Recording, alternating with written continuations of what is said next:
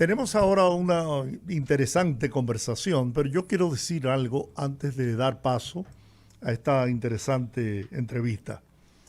Nosotros hemos tomado la decisión de abrir los teléfonos no solamente en el último tramo del programa, a las 6:30, sino que cuando nuestros oyentes entiendan que hay un entrevistado, hay un tema que pudiera ser de interés para emitir y aportar con sus opiniones, nosotros vamos a tomar las llamadas. O sea, ustedes podrán llamar cuando estemos analizando temas, no importa en qué hora sea, y también con algún entrevistado que trate un tema de interés, usted también tendrá el derecho de llamar y emitir su juicio y opinión.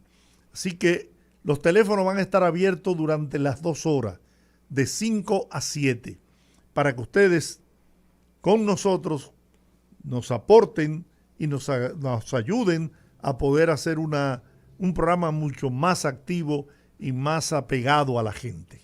¿De acuerdo? Contamos con nuestra audiencia en todo el país. Ahora vamos a hablar con el coordinador de trasplante, quien es parte del equipo de investigación del Instituto Nacional de Coordinación de Trasplantes, el INCOR, el doctor César Zorrilla. Aquí hay mucho tabú con el tema de la donación de los órganos, principalmente cuando uno muere, que ya, ¿qué va a hacer usted con esos órganos? ¿Por qué usted no humanamente trata de salvar y ayudar y salvar vidas de gente que necesitan esos órganos? ¿Por qué actuar con egoísmo y llevarse eso al sepulcro donde se perderán esos órganos que bien pudieron salvar claro. Otras vidas? El doctor César Zorrilla, buenas tardes. Buenas tardes, doctor. Bienvenido. Bienvenido. Buenas tardes a todos, buenas tardes a los oyentes. Gracias. Y muchas gracias por permitirnos estar en este tipo de eventos, de canales y poder llevar el tema de donación de órganos y el amor y el altruismo que lleva las acciones de donar órganos y tejidos. Don Giorgi decía, comenzando la introducción del programa, que realmente existen algunos tabúes y algunas situaciones que la gente como que se resiste a esto de la donación de órganos. Pero lo que más preocupa es haber visto una información que habla de que en los últimos 6 años en República Dominicana unas 18,000 personas han fallecido esperando donación de órganos, un promedio de casi 3,000 personas al año. Y esto uno hasta lo espanta, doctor. Así es. Mire, realmente en los últimos años la lista de espera para un trasplante, principalmente en el país, que tenemos más de 3,000, 4,000 personas al año que mueren de una insuficiencia renal crónica. Es un poco desalentador, pero para eso estamos nosotros, a través de los años, a partir del 2008, que ya el INCOR como tal tiene un presupuesto oficial nacional, mediante la ley 329/98, que crea lo que es el Consejo Nacional de Trasplantes, y luego también tenemos lo que crea el Instituto Nacional de Coordinación de Trasplantes, que será el instituto que va a regir o va a ser el que dicte todas las decisiones y hacer que se cumplan todas las decisiones que se toman y resoluciones que se toman en el Consejo Nacional de Trasplantes. Sí es cierto que la lista de espera de nosotros a través de los años ha ido creciendo, hemos tenido muchos pacientes que han fallecido, pero aún así han habido muchas familias que quizás hubiéramos querido más, pero han habido muchas familias que han dicho que sí a la donación y le han dado la esperanza y la vida nuevamente a muchas personas que están en necesidad de un órgano, ya sea un riñón o un hígado. ¿Cuáles son los órganos que más se demandan para trasplante? Mira, aquí a nivel mundial el órgano que más se demanda es el riñón, luego seguido del hígado y luego seguido del corazón. Aquí en la República Dominicana actualmente se hacen trasplantes de riñón, de hígado. El programa de corazón ahora mismo está parado, pero en un momento sí se realizaba trasplante de corazón y principalmente de tejido se hace el trasplante de córneas. Ahora mismo hay 243 en turno aproximadamente. Ujú. esperando trasplante. La mayoría de esos, o sea, la principal causa de trasplante demandado, ¿cuál es? Riñón Mira, también. es riñón, la insuficiencia renal crónica. Realmente, a partir de todos los estilos de vida que se lleva hoy en día, la hipertensión y la diabetes han formado lo que es una epidemia a nivel global, una pandemia a nivel global, que a veces nosotros pensamos en pandemia como la que hemos vivido recientemente, que todo el mundo conoce, pero hay muchísimas otras más silentes que existen y todo tiene que ver mucho con el estilo de vida de las personas hoy en día. Y son patologías que nos llevan a una afección renal muy importante, lo cual al final llevarán a esos pacientes a una insuficiencia renal crónica, donde una de las únicas modalidades terapéuticas para poder subsanar ese daño es un trasplante. Y es por eso que el riñón forma el órgano más demandado para ser trasplantado. ¿Cómo afectó la situación de la pandemia en estos casos de la medicina de trasplante? Mira, la pandemia conllevó a que no solamente aquí en el país, sino en toda la región latinoamericana y del mundo, a que separara todo lo que tiene que ver con la donación de órganos y enfocarnos simplemente en los pacientes que estábamos presentando, que inclusive personas que somos de otras profesiones tuvimos que ir a asistir a todos los centros hospitalarios donde teníamos casos increíbles de COVID. Tanto así que la mayor fuente de donantes de órganos o de potenciales donantes de órganos se encuentran en las unidades de cuidado intensivo. Y al principio, al no conocer bien la patología del COVID y no saber las implicaciones tanto infecciosas como de transmisión que había en ese momento, hizo que todas las unidades de cuidado intensivo se enfocaran simplemente en atender a este tipo de pacientes, lo cual conllevó a que la actividad de donación de órganos en la República Dominicana fuera totalmente nula. Ya ahora con todos los nuevos avances, gracias a las personas que se han ido vacunando, ya hemos podido tener un poquito de volver a la normalidad. Pero al volver a la normalidad también hemos encontrado algunos desafíos, pero ya a partir del mismo 2020, 2021, hemos podido desarrollar y obtener donantes de ¿Cuáles órganos. No desafíos, a la doctor? capacidad. Los desafíos han sido principalmente la parte de la disponibilidad de camas en intensivo en ese momento, también el poco conocimiento que se tenía del COVID frente a pacientes trasplantados o el riesgo de transmisión de un donante en ese momento que hubiera tenido una infección por COVID. Ya hoy en día sabemos que ya hay muchísimos mecanismos por el cual se puede donar órganos y tejidos. Una persona ya ha habido pasado por el COVID, que al principio no sabíamos. Teníamos que descartar todo potencial donante que fuera positivo a COVID. Pero ya hoy en día, inclusive a nivel de Europa, se han conocido casos de pacientes trasplantados o de órganos trasplantados de pacientes que tenían una infección por COVID, pero una infección por COVID ya en convalecencia. Aquí en la República Doctor, el Dominicana presidente realmente Luis Abinader recientemente estuvo en Argentina y habló de una alianza, colaboración con Argentina para el tema de los trasplantes, pero en otras ocasiones se había hecho un acercamiento con Colombia. Ambos países de América Latina están mucho más avanzados, tanto en la medicina como en la concienciación de la población.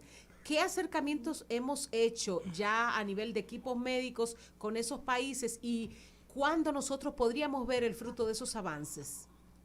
mira, ya hemos tenido muchos acercamientos con el equipo de Argentina, principalmente los médicos que van a estar involucrados en la preparación de médicos dominicanos. Nuestra finalidad al final de la colaboración es, además de poder tener colaboración con Argentina a nivel de donación de órganos y trasplantes, la principal alianza es en cuanto al trasplante hepático pediátrico. Gracias a la sensibilidad que tuvo la primera dama, en muchos casos de atresia biliar que tenemos aquí en el país, donde la única solución es el trasplante hepático. Ya hemos tenido varios acercamientos, ya hemos estado hablando en cuanto a qué hospital se va a utilizar y creo que va a ser una maravilla y el inicio de una gran relación y formará parte de un gran desarrollo del trasplante en la República Dominicana.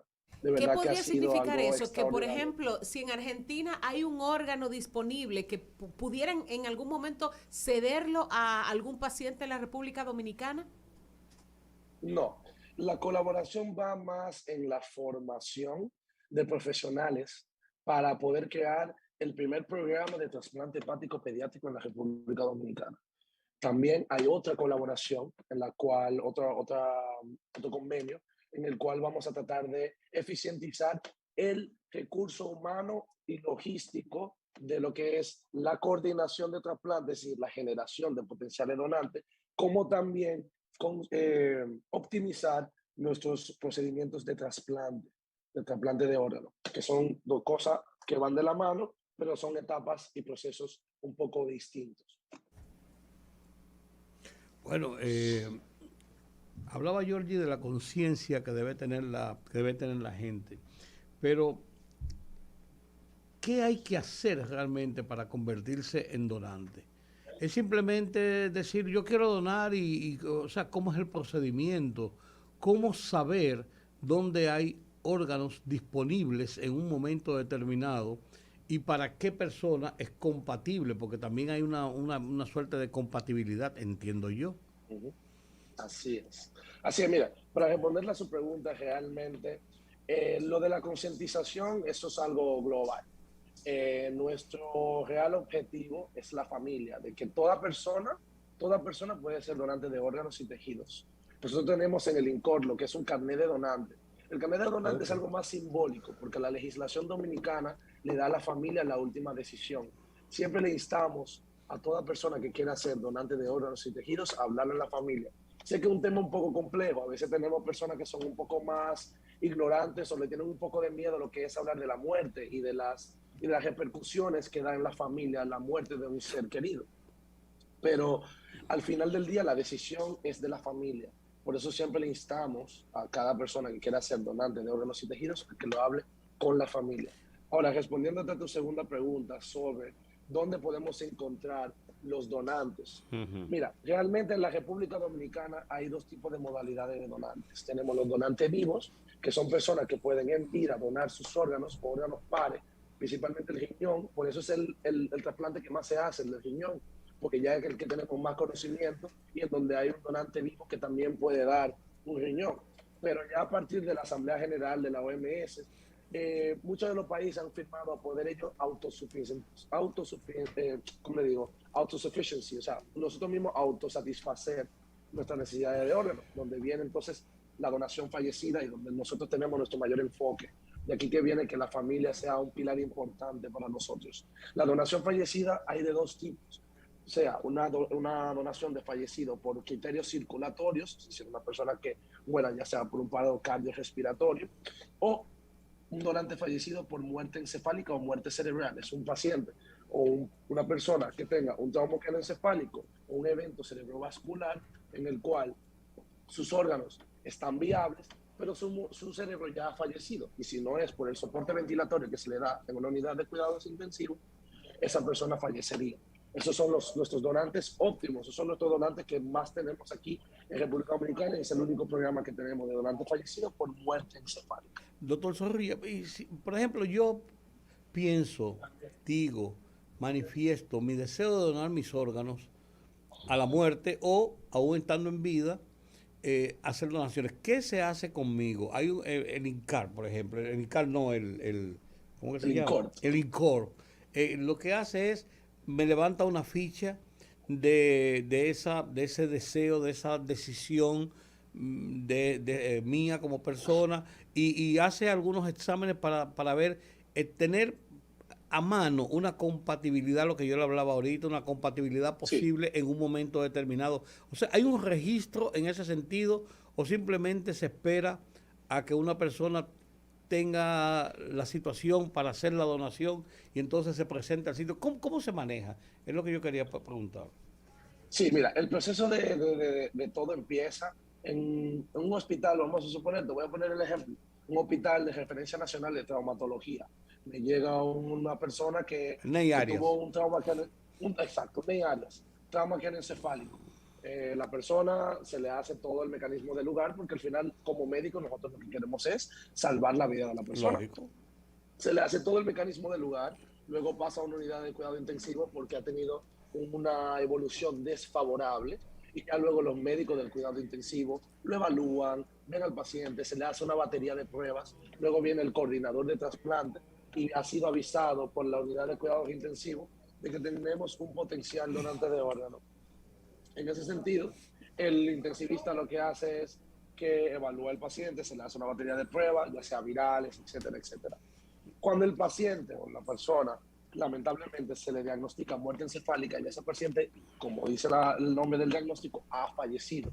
Entonces ahí empezamos a hacerle otra batería de pruebas que el coordinador de trasplante, en este caso sería un servidor, ve al paciente, se le hace una batería de pruebas para garantizar la seguridad y la calidad de esos órganos que puedan ser potencialmente donados. Y ya luego se le habla y se le aborda a la familia. Cuando ya tenemos toda esa batería de pruebas y sabemos que es un donante óptimo, pues entonces hablamos con la familia. Lo primero que tenemos que entender, que la familia tiene que entender que su paciente o su familiar ha fallecido. El coordinador de trasplante entra en un segundo tiempo, ya que luego el intensivista o el médico de cabecera se le ha hablado a la familia sobre y se le ha explicado el tipo de muerte que ha presentado ese familiar o esa persona. Luego de eso se le hace la batería de pruebas.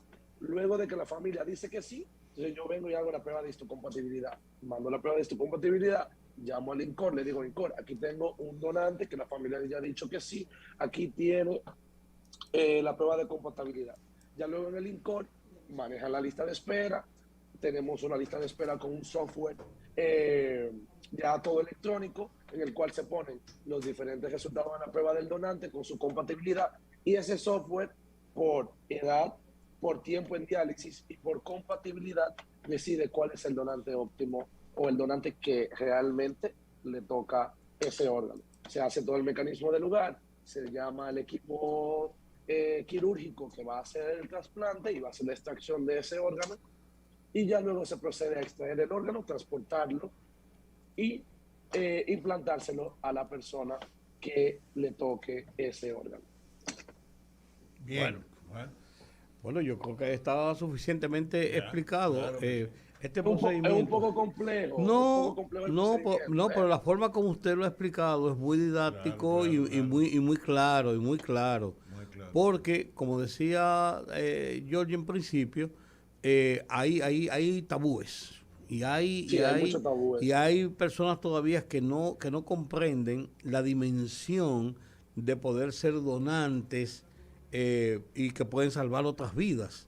Y a veces lo hacen, como usted decía, por ignorancia, pero otras veces lo hacen también basado en este rigor de la familia. Dicen, no, a mi persona no lo van a cremar, o no le van a sacar un órgano. Si se murió, no puede ser así. Y hay otros que entienden, tienen otra filosofía de vida y entienden que sí, que es correcto dar a los demás. O sea, es multifacético, diría yo.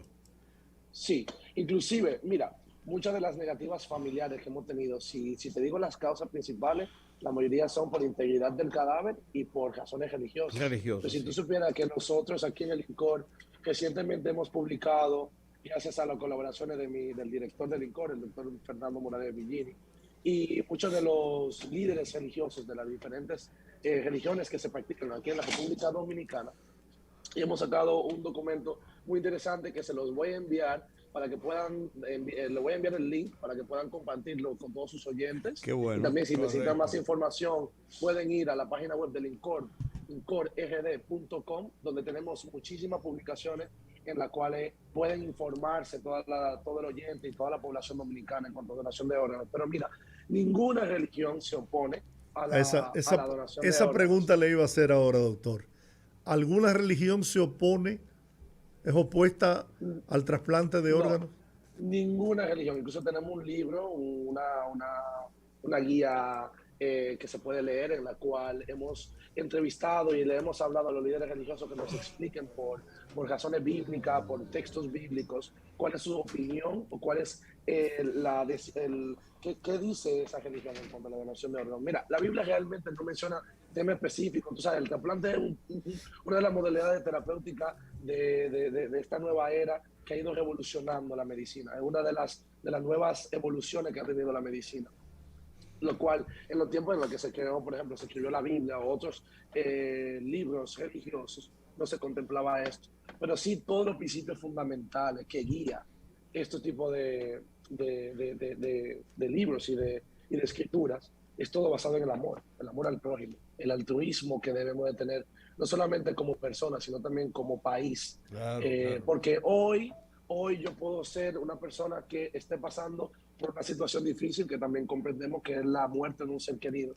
pero mañana yo puedo estar en la situación, mi papá, mi mamá puede estar en una situación de la espera de un órgano. Y simplemente la decisión de una familia puede cambiar el curso de la vida de una persona. Una Bueno, pregunta Realmente, al final, antes de despedirlo, doctor. sí, claro. Mayormente, un 80%, quizás más, los trasplantes provienen de personas que han muerto, ¿no? Y han donado sus órganos. Pero sabemos que hay algunos órganos, no todos, que las personas vivas pueden donarlo. Un ejemplo, usted puede donar un riñón, puede donar incluso parte de su hígado, puede donar la médula ósea. ¿Qué otros órganos pueden entrar en esa misma política? En vida, mira, en vida todos los órganos pares, puedo donar una parte de un pulmón, puedo donar un riñón, puedo donar una parte de un hígado. Principalmente esas son las principales modalidades que se utilizan en donación en vida. Claro. Pero sí, es cierto lo que dices, la mayoría de los trasplantes vienen de donantes fallecidos y al final esa es la meta que todo país o todo Ministerio de Salud Pública o todo ente gubernamental de salud pública en materia de donación de trasplantes busca, que poder nosotros autosatisfacer nuestro pool de donantes. Pero todo va a valer de la decisión que tome esa familia, esas personas en vida y que se lo puedan hablar con la familia de que en algún momento si es su voluntad, cuando fallezcan, que sus órganos puedan ser donados y sus tejidos también. Yo creo Un que órgano, una persona puede salvar 9 vidas. un En cuanto a órgano órganos y donado tejidos. por una persona fallecida, ¿tiene un tiempo límite para ser trasplantado? Claro que sí, claro que sí. Por eso la logística que tenemos es un poco compleja, pero el riñón puede durar hasta, si está en medios de solución de preservación y está, vamos a suponer, en países más desarrollados, yo donde me entrené, en Barcelona, España, teníamos riñones que duraban hasta 72 horas. Claro, son servicios o son ya hospitales que tienen una gran trayectoria, pero mayormente en averaje el riñón te puede durar de 24 a 48 horas, un hígado te dura 12 horas, un corazón en 4 horas, como máximo 6 debe ser trasplantado, igual con el pulmón. O sea que tenemos un tiempo un poco valioso. El tiempo en nosotros es sumamente importante.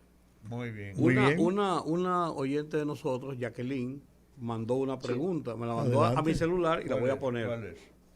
Claro que sí. Por favor, pregúntale a él si yo conozco a alguien que necesita un trasplante. ¿Yo puedo sugerir a esa persona o es obligatoriamente que tiene que estar en una lista?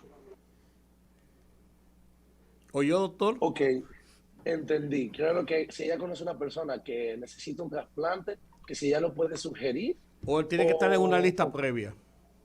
No, mira, hay diferentes hospitales aquí hay 2 hospitales que tienen tanto el servicio de donación de fallecidos para un trasplante renal y también tienen una unidad de trasplante hepático de donantes fallecidos. La Plaza de la Salud y Secanot son los 2 hospitales ahora mismo que tienen tanto el programa de donante fallecido, la plaza la tiene tanto de hígado como de riñón, Secanot lo tiene solo de riñón. Hay 5 hospitales o 5 instituciones que hacen trasplante de donante vivo, incluyendo las 2 que mencioné, Fundación Vaquero, que está aliado con la Clínica Corazones Unidos, el Hospital Homs, el Metropolitano de Santiago, y Sedimar. Esos 3 solamente tienen un programa de donante vivo, mientras que los otros 2 tienen tanto de donante vivo como de donante fallecido, y la plaza tiene de hígado y tiene de riñón. O sea que cualquiera de esos centros que usted quiera acudir puede ir y tener una consulta de trasplante para que los especialistas en esa área puedan entonces hacer la batería de pruebas, las exámenes necesarios para ver qué mejor abordaje se le puede dar a ese paciente que esté en una insuficiencia renal crónica o tenga una insuficiencia hepática terminal, para poder ver cuál es el mejor caso y la mejor forma de poder asistirle. Una persona puede donar un órgano, una persona viva, a otra persona si simple y llanamente por querer salvarle la vida, ¿no? O tiene que estar en la lista. Quizás eso fue lo que ella quiso preguntar. Si No, yo mira, puedo donarle un órgano a quien yo quiera o tiene necesariamente Que entrar dentro del que ranking, entrar de, dentro del sí, ranking sí, de... de la lista, sí. Sí, mira. es interesante, sí. Mira, realmente tú tienes las 2 opciones. Tú vas donde el nefrólogo de trasplante, vamos a suponer, en este caso de riñón, Y tú tienes las dos opciones.